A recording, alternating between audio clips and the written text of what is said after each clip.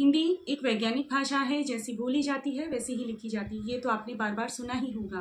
तो अगर हम सही बोलेंगे, शुद्ध बोलेंगे तो हम शुद्ध लिखेंगे।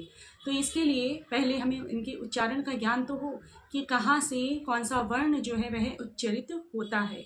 तो यहाँ पर आज इस वीडियो में हम चर्चा करने वाले हैं ऊष्मीय व्यंजनों में श, श और स की, क्योंकि इसमें जो कन्फ्यूजन होती है ना वो बहुत ज़्यादा होती है। तो इसी से संबंधित ये वीडियो आपका होने वाला है। नमस्कार, मैं आरती शर्मा आप सभी हिंदी प्रेमियों का अपने चैनल में स्वागत करती हूँ। तो आइए बढ़ते हैं वीडियो की तरफ। पहले हम बात करते हैं श की। श जिसको हम क्या कहते हैं, हम तालव्य श कहते हैं। ये तालव्य श किस प्रकार से तालव्य श हुआ, तो आप मेरे पीछे पीछे इसका उच्चारण कीजिए। श श। तो जब आपने श का उच्चारण किया तो आपने पाया कि जो आपकी जीभ का जो बीच का भाग है वह तालु को स्पर्श करता हुआ सा प्रतीत होता है। मैंने स्पर्श करता हुआ नहीं कहा है, स्पर्श करता हुआ सा प्रतीत करता है।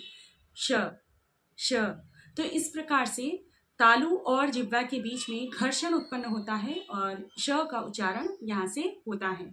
श से संबंधित कुछ शब्द, जैसे कि पहला तो आप शब्द ही ले लीजिए, शब्द जिसमें पहला वर्ण जो है, पहला व्यंजन जो है वह श है ना।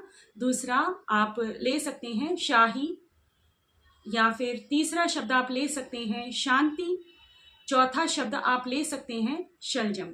अब आप इन शब्दों का जब उच्चारण करेंगे तो आप पाएंगे कि यहाँ पर तालव्य श का प्रयोग हुआ है। श है ना, शांति, शलजम, शाही शब्द, इस प्रकार से इन सब में तालव्य श का प्रयोग हुआ है। और अब हम आगे बढ़ते हैं श की तरफ।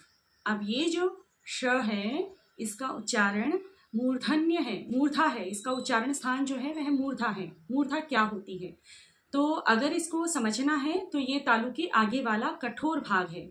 अब ऐसे भी नहीं समझ में आ रहा है तो आप याद कीजिए, आप ट का उच्चारण करते हैं, ट। तो ट का उच्चारण करते समय जीभ की जो नोक होती है वह जिस भाग को छूती है, ट, वही मूर्धा है। तो अब यहाँ पर आप श का उच्चारण करेंगे, आप पाएंगे कि आपकी जो जीभ की नोक है वह मूर्धा को स्पर्श करती हुई सी प्रतीत होती है। श। पलटाइए अपनी जीभ की नोक को और मूर्धा की तरफ लेकर जाइए। श श।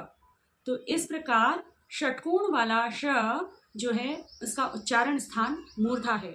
अब इससे संबंधित जितने भी शब्द हैं, जैसे कि षटकोण हो गया, पहला शब्द तो यही हो गया षटकोण। दूसरा शब्द षड्यंत्र। तीसरा शब्द जब आप कृष्ण शब्द बोलते हो, कृष्ण, तो यहाँ पर जो श का प्रयोग हुआ है वह मूर्धा वाला श है, मूर्धन्य श है। तो इस प्रकार से जो भी जितने भी शब्द हैं मूर्धन्य श वाले, वे सारे के सारे जो हैं षटकोण वाले श, ऐसे कह सकते हैं हम, इसे लिखे जाएंगे। तो इसके लिए भी आपको क्या करना पड़ेगा, अभ्यास करना पड़ेगा। अब हम बढ़ते हैं आगे स की तरफ, जिसको आप सड़क वाला स बोलते हो। तो यहाँ पर इसके उच्चारण को आप ध्यान दीजिए, स स। तो जब आप इसका उच्चारण करते हो स, तो आपकी जो जीभ है वह दांतों को स्पर्श करती हुई सी प्रतीत होती है। स ऊपर के दांतों को स्पर्श करती हुई सी प्रतीत होती है। तो अब इससे संबंधित जो भी शब्द हैं वे देखिए। अच्छा हाँ, यहाँ पर जब जीभ की जो नोक है वह ऊपर के दांतों को स्पर्श करती हुई सी प्रतीत होती है, इसीलिए इसको क्या कहा जाता है, इसको दंतव्य स कहा जाता है।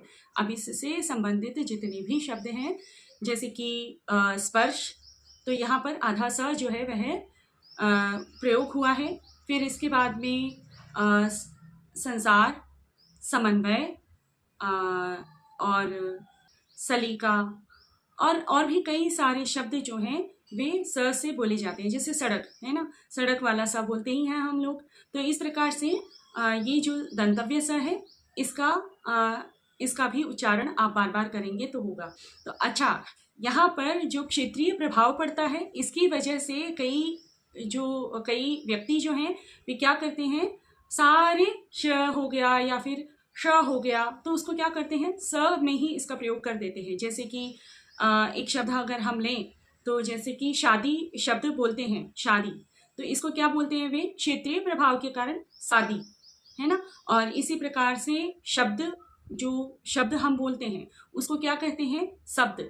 तो इस प्रकार से ये क्षेत्रीय प्रभाव है। क्षेत्रीय प्रभाव के कारण भी कई बार जो है गलतियां होती हैं, तो इसको भी दूर किया जा सकता है बार बार उच्चारण के द्वारा और बार बार अभ्यास के द्वारा। आशा है आपको ये वीडियो समझ में आया होगा और इस बार से आप ऐसी कोई भी जो गलती है वो करने से बचेंगे, क्योंकि बार बार उच्चारण और बार बार अभ्यास करेंगे, यही आशा है आपसे।